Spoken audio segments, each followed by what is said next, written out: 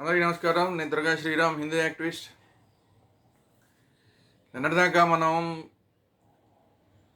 పక్కనున్న బంగ్లాదేశ్లో హిందువుల మీద దాడులు జరుగుతున్నాయి, ఇస్కాన్ మీద దాడి జరిగింది, ఇది కరెక్ట్ కాదు అని చెప్పి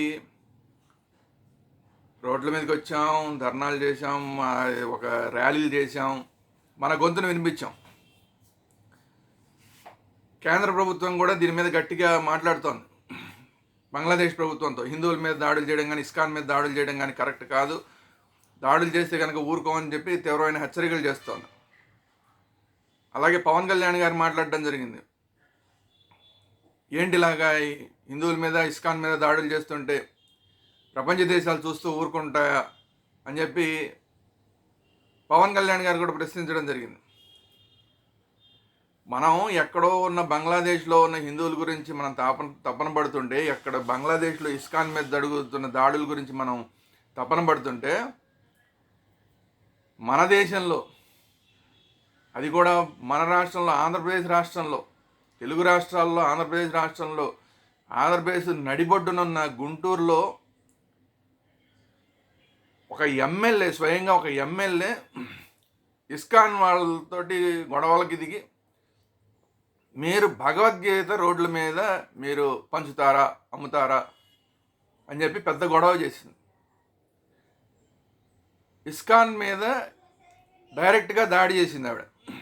దాడి చేయడం అంటే కొట్టక్కల తిట్టక్కల, ఇస్కాన్ కార్యకలాపాలని అడ్డుకుంది. ఇస్కాన్ వాళ్ళు ఏం చేస్తున్నారు? ధర్మాన్ని ప్రచారం చేస్తున్నారు, అంతే తప్ప వాళ్ళు ఎక్కడా కూడా దేనికి అడ్డం పడేవాళ్ళు కాదు, అసాంఘిక శక్తులు కాదు. వాళ్ళు ఇస్తున్నది కూడా ఏంటి? భగవద్గీత. అంటే భగవద్గీతను ప్రజలకు ఇవ్వద్దు అని మాధవి గారి ఉద్దేశమా?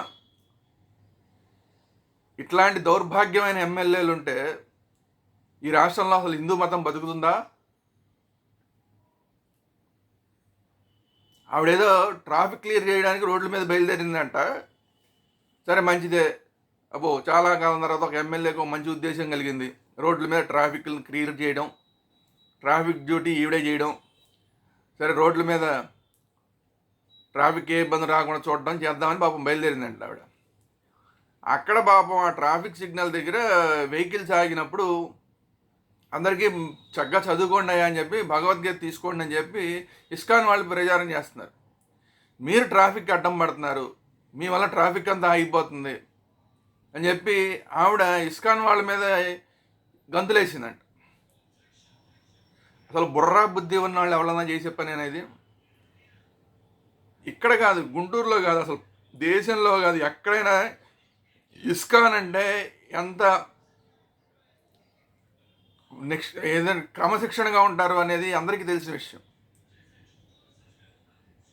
మీరు ఫారిన్ కంట్రీస్లో ఉన్న ఇస్కాన్ వాళ్ళ వీడియోలు చూసినా కూడా ఎక్కడ ట్రాఫిక్ వాటికి అంత రాకుండా ఒక పక్కన ఫుట్పాత్ల మీద వాళ్ళు ప్రచారం చేస్తూ ఉంటారు, వాళ్ళు డ్యాన్సులు చేస్తుంటారు, వాళ్ళు భగవంతుడి గురించి పాటలు పాడుతూ ఉంటారు. అట్లాంటి ఇస్కాన్ మీద దాడి చేయడం అంటే హిందూ ధర్మం మీద దాడి చేయడమే. ఇస్కాన్ వాళ్ళది కొన్ని వివాదాస్పదమైన విషయాలు ఉన్నాయి, అది వేరే విషయం. అది మనం హిందువులు మనం మాట్లాడుకుందాం తర్వాత. కానీ వాళ్ళు చేస్తున్న ధర్మ ప్రచారం అంతా ఇంత కాదు, ప్రపంచవ్యాప్తంగా చేస్తున్నారు. అనేక మంది స్వామీజీలు లాంటి వాళ్ళు చేయలేని పని ప్రపంచవ్యాప్తంగా హిందూ ధర్మాన్ని చేస్తూ అనేక మంది హిందూ ధర్మంలోకి వాళ్ళందరి వాళ్ళు వచ్చేలాగా చేస్తున్నారు. వాళ్ళ ప్రచారం వల్ల కొన్ని దేశాల్లో హిందుత్వం పెరిగిపోతుంది. అంటే ఒకప్పుడు అంతా మొత్తం హిందూ ధర్మమే కదా, మళ్ళీ ఆ హిందూ ధర్మాన్ని ప్రపంచవ్యాప్తం చేస్తున్న పని ఇస్కాన్ వాళ్ళు చేస్తున్నారు. అట్లాంటి ఇస్కాన్ మీద ఈవిడ గొంతేసుకు పడిపోవడం, గల్లా మాధవ్ అంట. మినిమం కామన్ సెన్స్ లేని ఇట్లాంటి ఎమ్మెల్యేలు ఉండటం వల్ల దౌర్భాగ్యం, ఈ రాష్ట్రానికి దౌర్భాగ్యం, దేశానికి దౌర్భాగ్యం. అదే వాళ్ళు క్లియర్గా చెప్పారంటలేండి, మీకు రాదు, ఎవడైనా సరే ఇది హిందూ దేశంలో మమ్మల్ని భగవద్గీత ఎవరికి ఇవ్వద్దని చెప్పడానికి మీరెవరని చెప్పి వాళ్ళు గట్టిగా అడిగారంట. వాళ్ళు అడగడం మాత్రమే కాదు, అసలు అలాంటి ఎమ్మెల్యేలని బ్యాన్ చేసి పడేయాలి, పక్క పడేయాలి. అది ఏ పార్టీ అనేది మనకు అనవసరం. అది తెలుగుదేశమా, జనసేన, బీజేపీనా, ఎవ్వరు లేదంటే వైసీపీనా, ఏ పార్టీ అయినా మనకు అనవసరం. అట్లాంటి వాళ్ళు తీసి పక్కన పడేయడమే, అట్లాంటి ఎమ్మెల్యేలందరినీ తీసి పక్కన పడేయడమే. హిందూ ధర్మానికి వ్యతిరేకంగా పనిచేసే ఎమ్మెల్యే ఎవరున్నా సరే వాళ్ళని తీసి పక్కన పడేయడం. ఎమ్మెల్యే ఏంటి, ఎంపీ ఏంటి, ఎవడైనా మనకు అనవసరం, తీసి పక్కన పడేయండి అంతే. గుంటూరులో మళ్ళీ ఇంకొకసారి గల్లా మాధవ్ అనే పేరు వినబడకుండా చేసేయండి. గల్లా మాధవ్ అనే పేరు వినబడకుండా చేసేయండి. హిందువులందరూ తమాషాలా? హిందూ ధర్మం మీద దాడులా? మీకు ఓట్లకి మాత్రం హిందువులు కావాలా? ఓట్లకి మాత్రం హిందువులు కావాలి. ఇస్కాన్ మీద మీరు ఇస్కాన్ మీద పైగా వాళ్ళందరూ కూడా సన్యాసులు. వాళ్ళు ఏమైనా వ్యాపారస్తులా? పోని సన్యాసుల మీద నోరేసి పడిపోవడమా? ఇంతకన్నా దుర్మార్గం ఏముంటుంది ఇంకా అసలు? సెక్యులర్ ప్రభుత్వాలని చెప్పుకొని హిందువుల మీద దాడులు, ఇస్కాన్ మీద దాడులా? అందులో పవన్ కళ్యాణ్ గారు, ముఖ్యంగా పవన్ కళ్యాణ్ గారు పక్కనేమో బంగ్లాదేశ్లో ఇస్కాన్ గురించి దాన్ని రక్షించాలని మాట్లాడతారు. ఇక్కడేమో ఆయన ఉప ముఖ్యమంత్రిగా ఉన్న ఈ రాష్ట్రంలో ఇస్కాన్ మీద ఒక ఎమ్మెల్యే దాడి చేస్తుంది, నోరేసి పడిపోతుంది. ఏమనుకోవాలి ఇప్పుడు?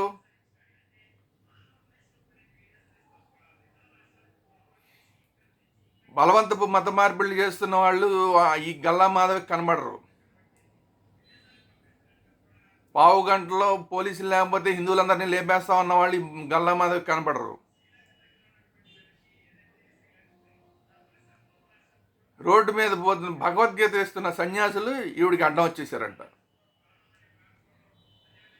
ఈ గల్లా మాధవ్కి నిజంగా దమ్ముంటే అక్కడ ఆ ట్రాఫిక్ సిగ్నల్స్ దగ్గర అడ్డం పడుతున్న ఎవరైతే భిక్షగాళ్ళ రూపంలో ఉన్న ఒక గ్యాంగ్ ఏదైతే ఉందో వాళ్ళని మీరు దమ్ముంటే అడ్డుకోండి.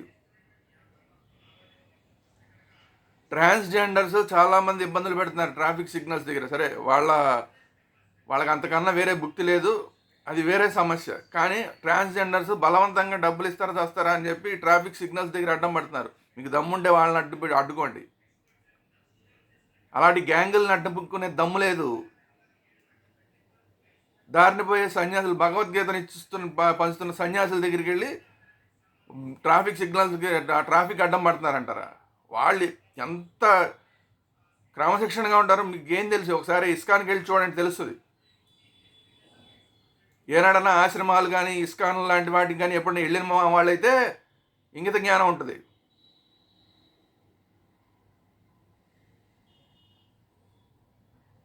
ఇంకొకసారి ఈ రాష్ట్రంలో కనుక హిందువుల మీద దాడులు ఇలాగే చేస్తే, ఇస్కాన్ మీద కానీ దాడి చేస్తే ప్రత్యక్షంగా చర్యలకి దిగవలసిన పరిస్థితి హిందువులకు వస్తుంది. ప్రత్యక్ష చర్యలు అంటే ధర్నాలు కానీ, ర్యాలీలు కానీ, అలాంటి ఎమ్మెల్యేలకు కానీ, ఎంపీలకు కానీ వ్యతిరేకంగా గొంతెత్తే కార్యక్రమం ప్రత్యక్షంగా చేయాల్సిన పరిస్థితులు వస్తాయి. ఇప్పుడు అందరం కూడా సంయమనంతో ఇలా వీడియోల్లో చెప్తున్నాం. ఇంకోసారి హిందువుల మీద కానీ ఇలా ఎవరన్నా నోరేసు పడిపోయినా, ఇస్కాన్ లాంటి వాటి మీద, స్వామీజీల లాంటి వాళ్ళ మీద నోరేసు పడిపోయినా, అవగాహన లేకుండా ఎవరన్నా తప్పు చేస్తే అప్పుడు మాట్లాడండి, ఓకే. తప్పు చెయ్యని వాళ్ళ మీద గొంతేసు పడిపోవడం అనేది చాలా తప్పు. ఇది దాడి, ఖచ్చితంగా హిందువుల మీద దాడి, హిందుత్వం మీద దాడి, ఇస్కాన్ మీద దాడి.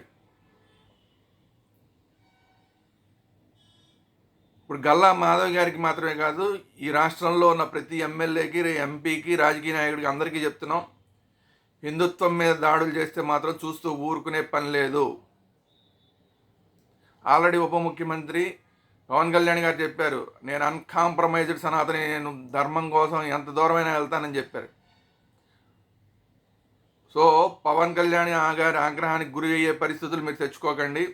అలాగే హిందువుల ఆగ్రహానికి గురైతే మీరు రాజకీయంగానే మీకు పుట్టగతులు లేకుండా చేసేస్తాం, జాగ్రత్త. ఇది ఈరోజు వీడియో. ఈ వీడియో కనుక మీకు నచ్చినట్లు లైక్ చేయండి, కామెంట్ చేయండి, మీ అభిప్రాయాలు ఏంటనేది. అట్ ది సేమ్ టైం ఈ వీడియో అందరికీ షేర్ చేయండి, హిందువులందరికీ షేర్ చేయండి. ఎక్కువ మందికి ఇలాంటి గల్లా మాధవి లాంటి వాళ్ళ మీద ఒక అవగాహన రావడం కోసం ఈ వీడియోని అందరికీ షేర్ చేయండి.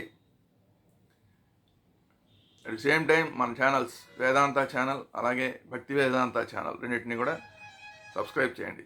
Thank you very much. ధన్యవాదాలు. జై శ్రీరామ్.